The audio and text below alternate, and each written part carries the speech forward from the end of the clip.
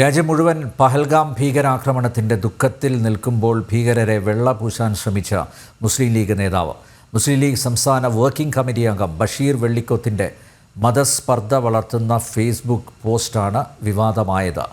ആക്രമണത്തിൻ്റെ ഉത്തരവാദിത്തം മുസ്ലിങ്ങളുടെ മേൽ ചാർത്തുകയാണെന്നും ആക്രമണത്തിന് പിന്നിൽ രാഷ്ട്രീയ താൽപ്പര്യങ്ങളാണെന്നുമായിരുന്നു ബഷീർ വെള്ളിക്കോത്തിൻ്റെ പോസ്റ്റ്. അനഘ ചേരുന്നു.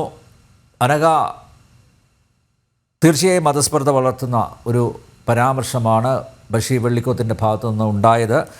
ഇതിനെതിരെ ആരെങ്കിലും പരാതി നൽകിയിട്ടുണ്ടോ? മറ്റെന്തെങ്കിലും നടപടികൾ ഇദ്ദേഹത്തിന് നേരെ ഉണ്ടാവും? എന്താണ് വിശദാംശങ്ങൾ അനഘ?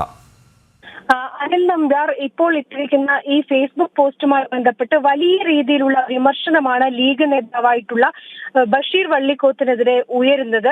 മതത്തിന്റെ പേരിൽ നിരപരാധികളെ കൊന്നൊടുക്കിയ ഭീകരവാദത്തെ ന്യായീകരിക്കുന്ന രീതിയിലുള്ള ഫേസ്ബുക്ക് പോസ്റ്റ് തന്നെയാണ് മുസ്ലിം ലീഗ് നേതാവായ ബഷീർ വെള്ളിക്കോത്ത് തന്റെ ഫേസ്ബുക്കിൽ ഇട്ടിരിക്കുന്നത്.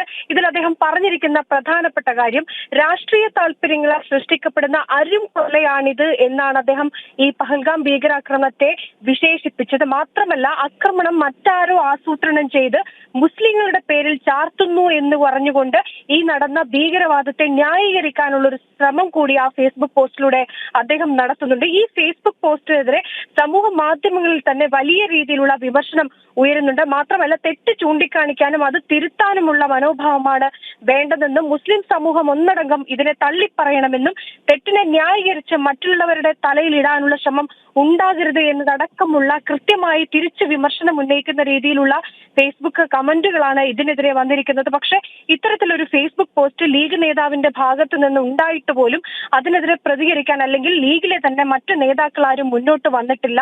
ഈ വിഷയവുമായി ബന്ധപ്പെട്ട് പ്രതികരണം നടത്താനും അവർ തയ്യാറായിട്ടില്ല എന്നതാണ്. എന്തായാലും ഈ വിഷയവുമായി ബന്ധപ്പെട്ട് കൃത്യമായി ഇതുമായി ഒരു നടപടിയിലേക്ക് കടക്കണമെന്ന് തന്നെയാണ് ഈ മറ്റ് സംഘടനകളൊക്കെ തന്നെ ഉന്നയിക്കുന്നത്. അനിൽ നമ്പ്യാർ, ഭീകരരെ വെള്ളപൂശാൻ ശ്രമിച്ച മുസ്ലിം ലീഗ് സംസ്ഥാന വർക്കിംഗ് കമ്മിറ്റി അംഗം ബഷീർ വെള്ളിക്കോത്തിൻ്റെ മതസ്പർദ്ധ പുലർത്തുന്ന ഫേസ്ബുക്ക് പോസ്റ്റ് ആക്രമണത്തിൻ്റെ ഉത്തരവാദിത്തം മുസ്ലിങ്ങളുടെ മേൽ ചാർത്തുകയാണെന്നും ആക്രമണത്തിന് പിന്നിൽ രാഷ്ട്രീയ താൽപ്പര്യങ്ങളാണെന്നും ബഷീർ വെള്ളിക്കോത്ത് പോസ്റ്റിൽ കുറിച്ചിരിക്കുന്നു.